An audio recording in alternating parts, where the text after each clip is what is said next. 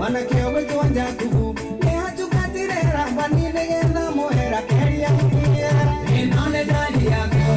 African Ministerial Conference on Meteorology seeks to increase recognition and resourcing of national meteorological and hydrological services, which play a vital role in sustainable development in Africa. Meteorological services use a variety of methods to make sure that forecasts are accessible to everybody, from decision makers to business leaders and to subsistence farmers. Community radios are actually used today to spread crucial information to and from the inner land. Community radio stations are an efficient and effective way of disseminating forecasts and are being used with great effect in countries such as Kenya.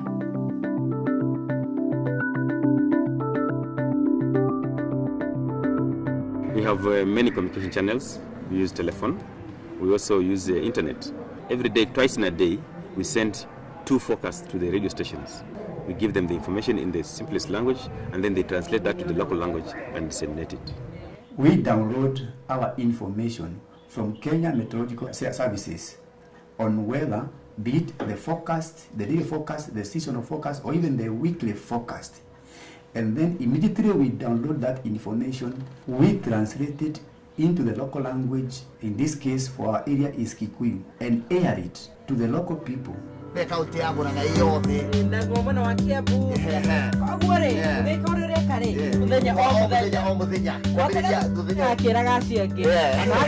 members of the community, whenever they are calling in at the station, the first question is, tell us who you are, where you are, and how the weather is.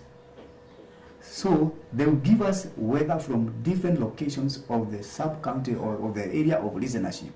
And then we'll air the same weather to our listeners wherever they are.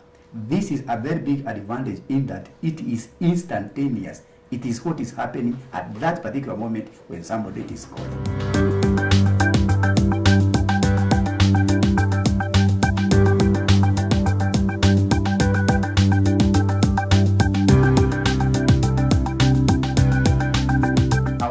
Function is weather and climate change issues. So we give enough time for weather to our listeners. Investment in meteorological services yields huge dividends and underpins transformative development in Africa. We give them time to ask questions. They also send short messages and we address them, and further we make a point to tell them if they want any further clarification, they can come to the office.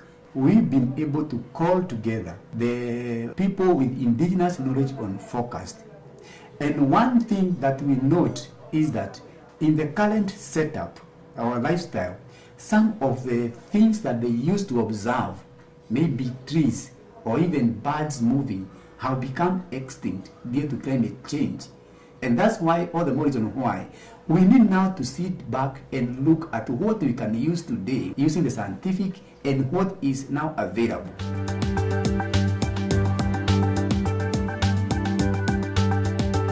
The most important part why we started RANET was basically to address our early warning system, because 80% of the disasters or natural hazards here are weather related, and therefore we need to inform people on that. We have now 5 radio stations which are broadcasting, and it has become very popular. We have 47 counties in this country. Each and every county wants to have its own RANET. And the way we are seeing it is, rather than just now 30 kilometers, it will have to go to cover an entire county, which means probably about 50 to 100 kilometers radius. So we may have to change the model, the way we have been doing it, to cover a bigger area and involve more resources to be even more elaborate.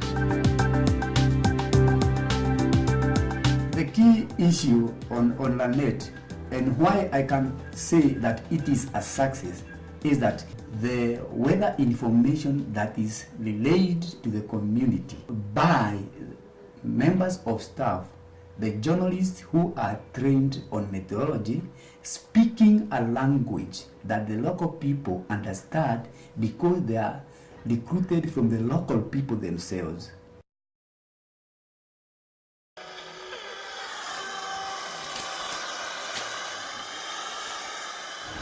Kangema FM tunaipenda katika mambo mbalimbali kama We love Kangema FM in many ways. Like they tell us when it will be sunny so that we can clean our clothes and also prepare our farms. They also tell us about the prices of the commodities in the market during market days.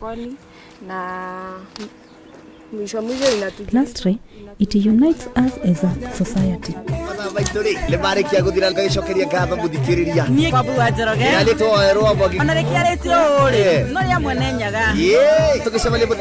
Bye bye.